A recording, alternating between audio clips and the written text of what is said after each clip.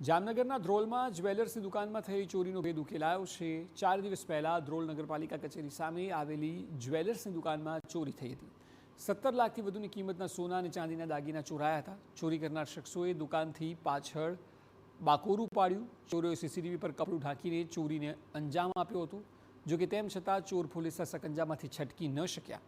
જામનગર એલસીબીએ બાતમીને આધારે 3 ઇસમોને ઝડપી પાડ્યા છે। ચોરીના દાગીના અને 2 મોટરસાઇકલ તથા 2 મોબાઈલ સહિત પોલીસે 26,96,000નો મુદ્દામાલ કબજે કર્યો। ચોરી કરનાર ત્રણેય શખ્સ દાહોદના ધાનપુરમાં આવેલા મોટીમલુ ગામના રહીશ છે। ત્રણેય આરોપીઓ ખેતમજૂરી કરતા હોવાનું પોલીસ તપાસમાં સામે આવ્યું છે। આવી એમો પહેલીવાર અહીં જોવામાં આવી છે।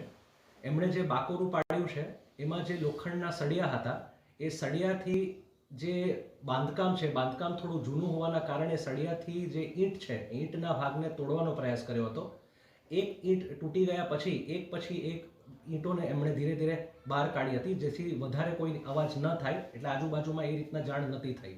એટલે આ પ્રથમ વખત આવી એમો અહીં જોવામાં આવી છે।